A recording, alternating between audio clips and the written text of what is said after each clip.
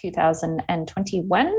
You are tuning in for a regularly scheduled meeting of Committee of the Whole. I will call for amendments to the agenda first, please. Oh, actually, maybe I should do a roll call first. My apologies. We do have all of council in attendance, and CAO Morris, I'll ask you to do a roll call of staff. My apologies. Yes, so we have broad diversity of staff here with us this evening. We have Chief Cheeseborough, we have Director Costello, Director Manhire, Senior Planner Grenke, our Treasurer Janet Kuzil. Mr. Jason Barlow is with us for a couple of reports this evening, and we have our Economic Development Manager, Julia Crowder, with us as well. Perfect. Thank you, CAO Morris. So moving on back to amendments to the agenda. Mayor Pankow, I understand you have one. Yes, thank you. Simply add Truth and Reconciliation Week in Sioux Falls, please. Thank you. We will add that as item 8.8 to the agenda tonight. Do I see any disclosures of monetary interest? Councillor Brennan? Yeah, in camera item B, I'm going to declare a potential conflict. I have a family member that could be involved in that matter. So, okay, thank you, Mayor Pankow. Yes, on the same item, I will also declare a conflict due to a professional relationship. Okay, thank you. Anyone else? Okay, hearing none. If at some point during this meeting that changes, please identify your disclosure of monetary interest at the time of the discussion, and Nadine will make a note for the record. We have no delegations tonight. We do have an adoption of the minutes. That the minutes of the August 23rd, 2021 Committee of the Whole meeting be received and filed. Do I have a mover and a seconder, please? Moved by Councillor Allen, seconded by Councillor Alfred. All those in favor? Thank you. Moving on, we'll move on to CAO and directors reports. And I understand we do have quite a few. So CAO Morris, I'll let you drive from here. Yes, first up we have Chief Cheeseborough.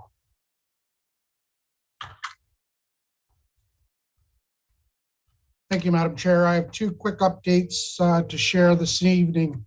The first is our emergency control group met last Thursday, September the 9th. We had Dr. Stewart and Kim McCann from the health unit were present at our meeting.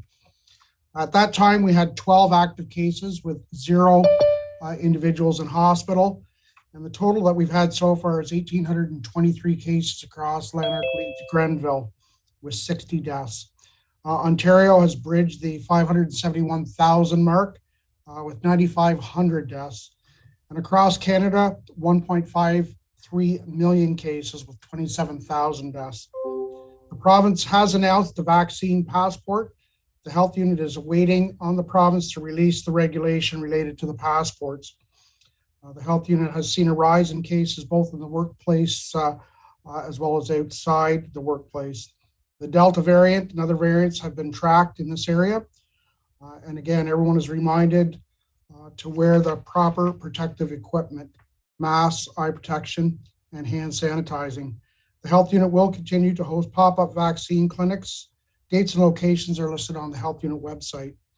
Staff review the requirements for users that attend and rent space in our facilities with regards to the requirements that will be in place. Staff will continue to monitor the provincial regulations as they are released respecting the vaccination passport, and will meet again as necessary.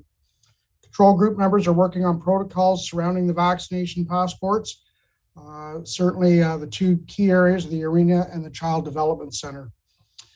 At the meeting, we did discuss the removal of the state of emergency, and at this time, the state of emergency will remain in place until further notice. Staff are also working on an employee council vaccination policy. That is my update for the emergency management this evening. Thank you, Chief. Does anyone have questions for the Chief pertaining to his update? Seeing none, thank you, Chief. CAO Morris, who's next? Sorry, Madam Chair, I just have one more quick update. Back in early March, near the March end of April, the province of Ontario, through the Office of the Fire Marshal, approved grant funding for municipalities for fire departments to invest in training and in fire prevention. At that time, we were required within a week period to submit an application detailing how we would spend the money, both divided between training and in fire prevention. The amount allocated to each municipality was based on population. Smith Falls received a grant of $6,700, and our application had included a training propped forcible entry door for training and an iPad with a program for our fire prevention division to go out and do on-site fire prevention, to be able to capture all the material, have all the forms, the code books, as well as take pictures of any investigations that they may or may not be doing. At this point, we have submitted our claim back to the province of Ontario, identifying those two areas that we have spent the money in. So it's an added bonus for us. This was a direct result of the effect that COVID had played both on inspections, investigations, as well as on our training. That is my update for tonight. Thank you, Chief. Calling once again for questions from council. Seeing none. Chief, can you just provide, what was the total of the grant claim that was filed for those expenditures? The total amount that we received was $6,700. The total for the claim for both items is $10,000. I did speak with the treasurer, and we do have additional funds within both the prevention and the training to divide that up to cover those costs. Very good. Thank you, Chief. CAO Morris, back to you. Thank you, Madam Chair. Two quick items. The first is just to pick up on the Chief's report, specifically about the corporate vaccination policy. Just wanted to expand on that a little bit. Our corporate services staff have done a lot of research within the broader public sector to see what's happening around us. And of course, we've looked at a number of municipal examples. They seem to be emerging fairly quickly in the past couple of weeks. We've also leaned on AMO. They've done some research as well that will help inform a potential policy for the town of Smith Falls. So that's being assembled. We're gathering information on best practices. We are having a discussion with our staff on Wednesday, and the intent is to bring something forward to committee likely later this month for consideration. So that's a work in progress. The second item I have is our committee may recall a couple of weeks ago, we talked about a grant application program called the Investing in Canada Infrastructure Program, the Green Infrastructure Stream, with a maximum of $5 million available. It is a combination of all three levels of government contributing to a project that those two levels of government deem worthy. So we put in what we think is a strong application, and we did apply for the maximum of $5 million. And that, of course, is for the water storage project to help us build a new water tower and the piping to get to the new water tower. So the time frame that we've been given is the province expects to inform successful applicants that are being nominated to the federal government over the winter, and the federal government have committed to a spring announcement. So it ties in nicely with the project schedule, and our next step will be to launch the detailed design for the structure and the water pipes leading to that structure. So I think the timing will be good. We felt good about the application, and clearly we'll keep committee apprised of any news we get in response to that application. Thank you, CAO Morris. Any questions or comments from council? Seeing none, CAO Morris, I just have one. Do we foresee any complications from federal funding coming down the pipe in lieu of the election at the end of the month, if there is indeed a change of government, or is this a long-standing enough grant that it's considered stable? Yeah, I suppose everything's up for change after a federal election, but having said that, I think it's a well-established program. I think it meets some of the infrastructure deficits that Canadian municipalities are facing. I think it's within kind of the platform of most of the federal parties. So I think there's chance that it might change, but I really doubt it because I think it serves a broader need that's well understood across the whole nation. Thank you, CAO Morris. Are there any other directors' reports, or that is all? That is it for this evening. Thank you. Thank you.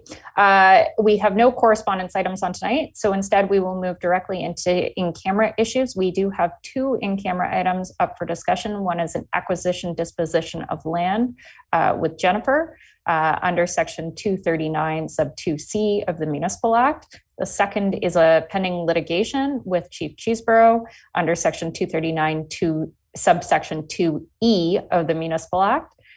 So I will call for a motion to move in camera, please. Moved by Councillor Brennan, seconded by Councillor Alfred. All those in favor? Thank you. For those tuning by, please stand by and we will return in open session with a rise in report.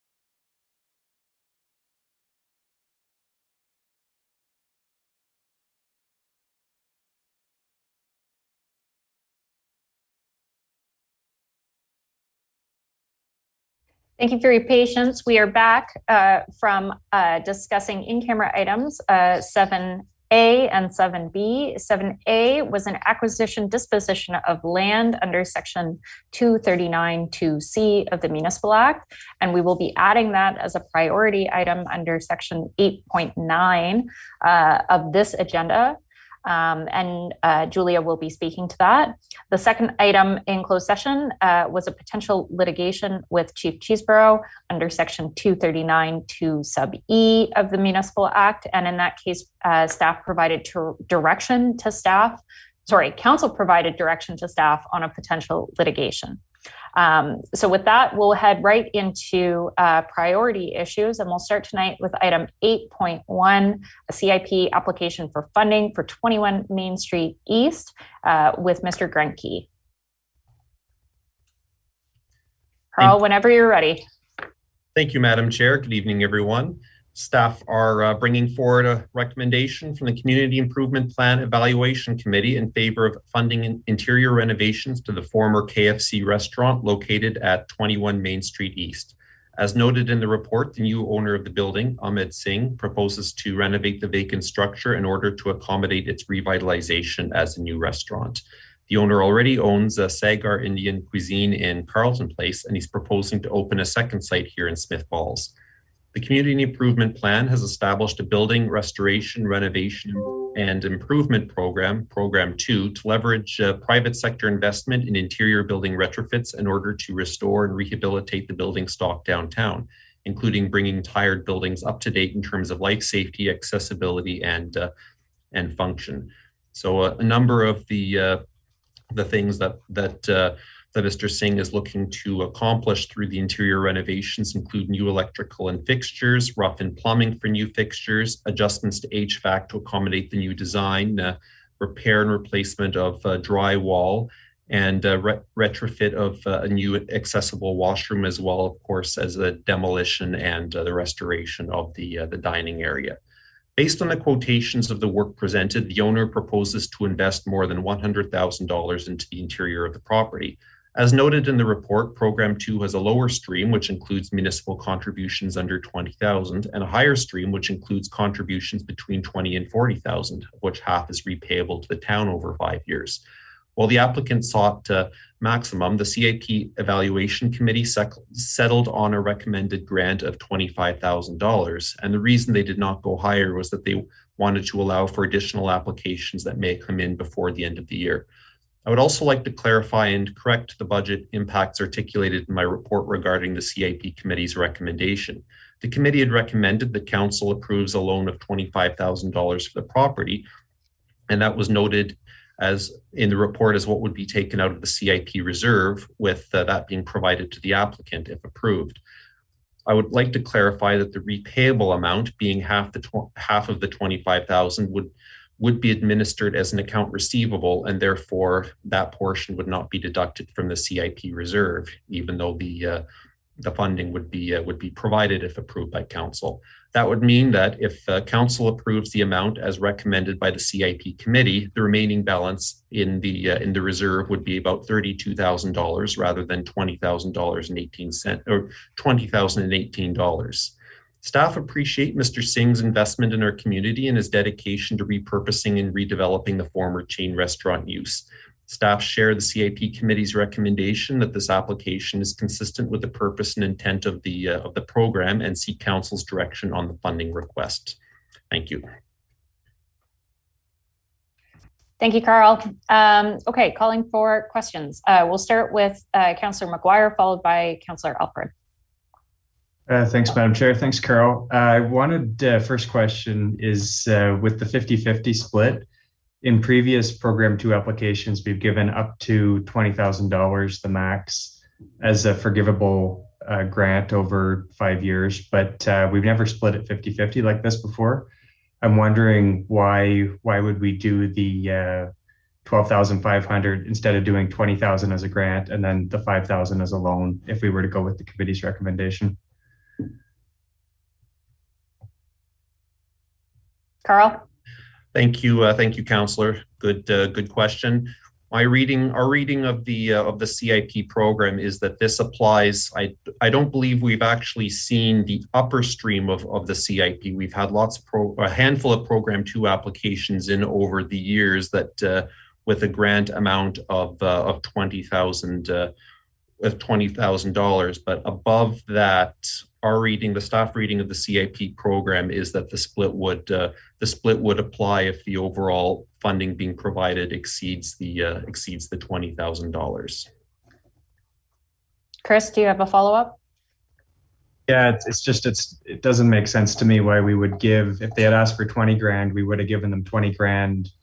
No strings attached. They keep the business for 5 years and they get to keep the 20 grand. But now, because they've asked for 25, because there's a great need at this property to rehabilitate the space, we're clawing back 12,500. So that part doesn't make sense to me. Also, this business asked for $40,000.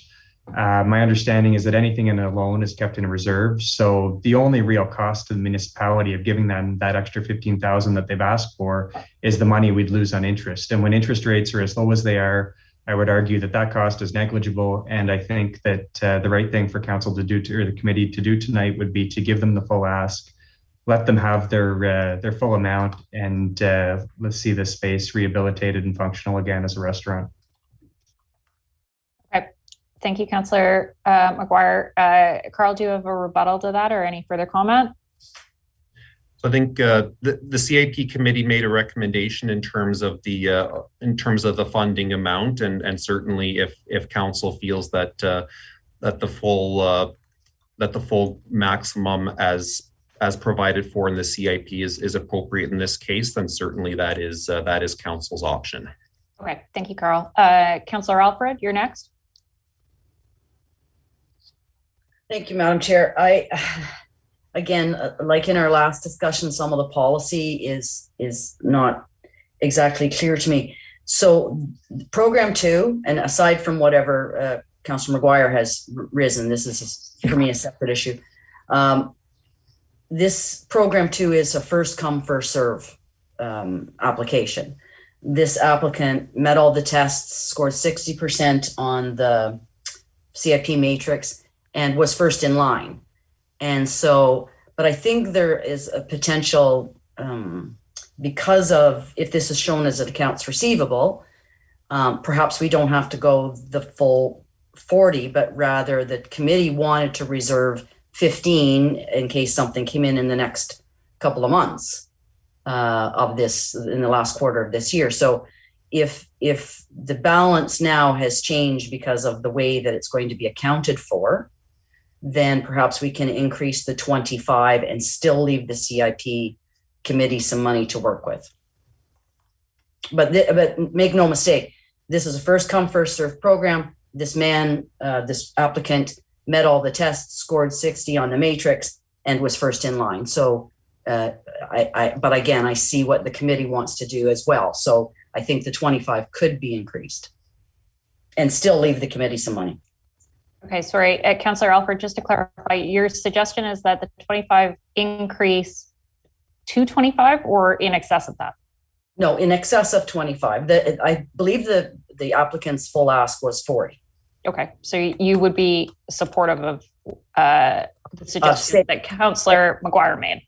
For example, we could go to 35 and still leave 15 for the committee to work. Oh, I see. I see what you're saying. Okay, got it. I'm just trying to capture it from my own notes. Okay, Lorraine, I think I saw your hand up. Did you have comment? Yeah. Well, just that I approve this. I like the idea of taking that old building. I mean, I used to live on that street, and it's been a number of things. The house was moved from that point. Then this little business thrived for a number of years. It's in bad shape, and this small amount of money will really help that business get a new life. And if he's a successful restaurateur in another community, that's great. It's good news for Market Street, in my opinion. Okay, thanks, Lorraine. So you're supportive of the staff recommendation? Yes. Okay. Councillor McKenna. Thank you, Madam Chair. I'm intrigued by Councillor Maguire's and Councillor Alford's suggestion, and it's consistent with what the last time we talked about a community improvement grant where the applicant met the criteria, they met all of it, and they were putting some of their own money in, and council at that time kind of jigged it around a little bit. Not in the way I would have done it, but I supported council's decision at the time. This time, I think that we can, again, as Councillor Alford points out, that the applicant meets the criteria. It's doing everything we want it to do. They're eligible in the request. I'd be interested in seeing that increase to the amount that has been discussed here tonight, beyond what the staff recommendation, the committee recommendation. These people are investing in our community. We're almost at the end of the year. I'd like to see this money be put to use in this calendar year. Okay, thank you, Peter. So you're supportive of the proposal that Chris made as well, the 40K? Yes. Okay, Yes. Thank you. Sean? Yeah, I read the minutes from the CIP committee meetings, and in reading, I think it was August 11th, the suggestion that it was a recommendation that they support the smaller amount, which was supported by the committee. But Carl or Chris or someone who was in that meeting, can you clarify, was that largely based on the possibly false assumption that would almost exhaust the CIP funding? So to Councillor Maguire's point, if the full ask was satisfied, am I correct in assuming 20,000 would not be withdrawn? So of the 40,000, 20,000 would not be withdrawn from the CIP fund, and that would leave us with a balance somewhere around $25,000. And I guess if the full request was met. Carl, we'll call on you first, and then Councillor Maguire. So I wasn't present at the August 11th meeting, but that is my understanding that the decision and the discussion related to the funds being accounted differently. So the mayor's understanding matches my own. And with the Carl, through the chair, were the numbers I mentioned be correct? Then it would be essentially, if it went from 25, so no, another $10,000 off of 32.5. Is that correct? Yes, it would be about that. So about 22.5 left in the CIP fund. Now we had a request from Chuckles Jack, which I assume will be coming back at some point in time. Is that over and above the roughly 22.5 that would be left, or is that included in the 22.5? Carl? Chuckles Jack would not be. There's been no commitment was made for funding for Chuckles Jack, so that would not be counted in the 22.5 or the 25. So it would have to come out of there. Yes. Yes. Okay. Okay. I'll wait to hear the rest of my colleagues as well. Okay. Thanks, Sean. Jay? Yeah, thanks. I think maybe we're getting in the weeds a little bit here. I read the minutes. We had a deep discussion about the last one. I'm going to support staff's recommendation. I do agree with Councillor Alford, though. We need to review the CIP program overall. And, there were some comments made in the meetings about interior work. And, when we first talked about the CIP, it was to make the downtown look better and functionality in terms of the interior of a building is another matter. But we have a policy that's in place, and we have a committee that looks to me that are fully engaged in each and every application. So in this particular case, I'll take their recommendation at heart. I know they do a lot of research and a lot of discussion on these things, and I do appreciate the owner. He's making an investment in our town, and that's the CIP is for that. However, I think that this is a good balance, and we'll have some money left over. So I'll take staff recommendation as it sits in front of me. Okay. Thanks, Jay. Chris, I'll come back to you, and then if I don't see any other hands up, I'll weigh in with my own comments on this. Chris, you can go ahead. Did Treasurer Koziel have a comment? I saw her. Oh, I'm sorry. Janet, are you there? Yes, I just wanted to, through the chair, I just wanted to confirm Mayor Panko, when he was asking what the balance would be if we went to the maximum, it would be $25,018 as opposed to 22. I just wanted to clarify that point just for anyone on that amount. Thanks, Janet. Okay, Chris? Thanks, Madam Chair. I just, for Councillor Brennan reading the minutes of the August meeting, I'd like to know if you had a chance to read the July meeting where we passed a resolution that said we would leave it up to council to decide between $10,000 and $40,000 of the full ask. That was rescinded at the August meeting. There's one member of the committee that will not support any Program 2 applications, and that really swings the way the discussion goes. So I really hope that the nuance of that discussion was made clear. In the CIP program from Sierra Planning and Management Group, 6.4, the description under Program 2, Building Restoration, Renovation, and Improvement Program. And I think it's important to read this because we've been marketing this program to businesses that they could take advantage of both streams. And now tonight, all of a sudden, we're just taking this as it's a one stream or another. And there's nothing in the language of this document that includes one stream from another. So I'm just going to read it for the record here because I think it's really important. And I think there's a significant misunderstanding happening with the way this was worded. So it says, this grant has the potential to leverage significant private sector investment in interior building renovations and improvements and help address the costs involved with a range of matters such as building, fire, or other code compliance, expansions, additions, retrofitting existing space such as second floors, and potentially additional on-site development. This program is available in two forms for non-residential and mixed-use developments. In both forms, the grant is equivalent to a proportion of the work value and on a matching funds basis to a maximum of 50% of eligible costs.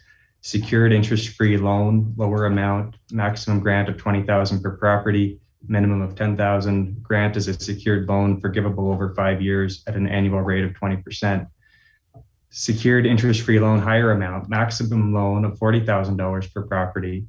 Loan repayable as follows: 50% of the loan repayable over 5 years at zero interest, 50% of the loan forgiveness over 5 years based on forgiveness rate of 20% per year. So why we would group this in, and instead of making the $5,000 subject to the higher amount and the $20,000 subject to the lower amount, which would be better for the business, is beyond me. But the bigger issue here is that they've asked for $40,000, and the only cost to the municipality is the interest that we're not going to get. On top of that, based on the discussions that happened in the committee meeting, the reason for not giving the full ask was that we didn't want to deplete the funds. So I don't see any reason not to support the full ask of $40,000 tonight. I think it's been a good opportunity to clarify this section of the program, but I also think it shows that we need to get this language tightened up to make this more clear. So, okay, thanks, Chris. Wendy, I saw your hand shoot up as well, and then I saw Jay's. So, and again, I'm probably going to be repeating myself. Our current policy says that this application met all the tests, scored high enough, and is a first come first serve thing. So I am in for the full ask. Okay. Okay. Thanks, Wendy. Jay, I think I saw your hand shoot up. Do you want to comment? No, I'm good. Okay. Sean, I'll let you go first, and then I will comment. Okay, as chair, I'll respect your direction here. I guess we have a policy, and I know we've had some challenges with this policy, but and program 2 is has been promoted and communicated to our business community as a method of obtaining support to enhance their buildings, enhance their businesses. In this situation, I think to Councillor Allen's comments, this building has suffered, deteriorated, and the investment being made by a new business in town is significant. It will lead to a bump in the appraised and assessed value of that property in all probability, which will lead to an increase in property taxes, employment opportunities, and a nice new offering for diners in Smith Falls. So I appreciate the committee's recommendation, but I have a sense it's based on what was probably a false assumption that we'd be exhausting so much on the CIP fund. And to Janet's comment, Carl's comments, there will still be $25,000 in there for the remainder of the year, which provides a significant amount of money still available for any applications that may come in and get processed before the end of the year. So in light of that, I also will support what was the original full ask. I just can't see any justification not to support that. So $40,000. Okay, thanks, Sean. Okay, so I'm going to close this out here. Carl, I've got two questions for you. The first is, can you tell us what the typical turnaround time between pre-consultation and a grant request coming to council is? How long does it normally take an applicant? It varies considerably on the applications, and a lot of applications, certainly if they do get sent back for revision or reconsideration, unfortunately with the monthly meeting schedule, that does result in that added time, that additional month. Okay, Carl, best case scenario, how long would it take somebody to advance from pre-con to grant issuance? Best case scenario with the scheduling, the timelines that are built in right now, it would, in a best case scenario with the complete application, we're looking at several weeks based on the scheduling. Okay, and do we have anything in the queue right now that we are pre-conning on that are likely to come forward this year? We've received a new application earlier this week. Okay. That's helpful context to have, because like Councillor Alfred, I do like the idea of keeping a little bit in reserve so that the committee can consider further applications as we close out the year. But I'll agree with the consensus of the group and say that in my mind, this application fits the policy. It fits the policy so well. And I think that in order for us to have a more informed discussion about changes that may be forthcoming to the policy, we need to actually read the policy. And I'm getting the impression from the number of discussions that we've had around this horseshoe that not everybody has done that. And if you have done it, then perhaps we don't comprehend the full impacts of what that policy says. Having read the policy in preparation for this meeting, there were a couple of things that really hammered home as the mandate of the program. And they were twofold.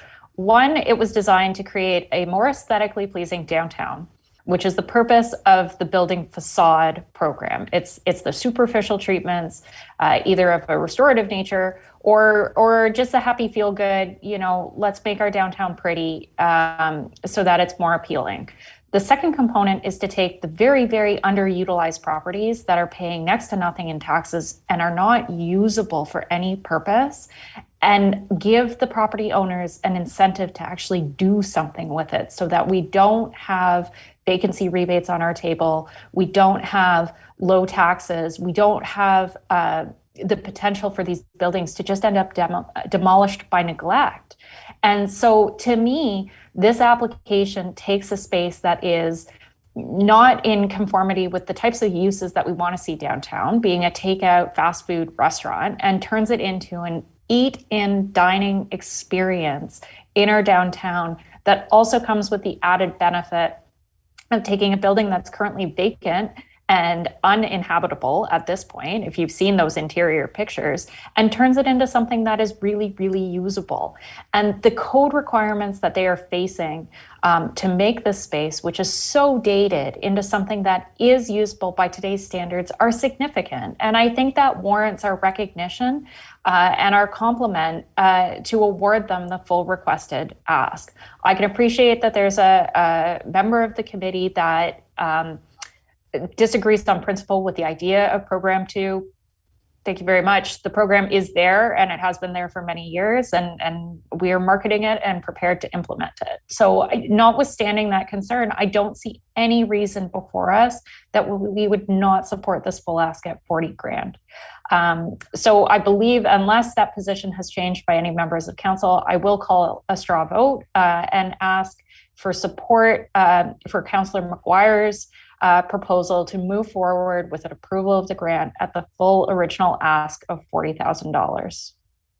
And we'll raise hands. Perfect.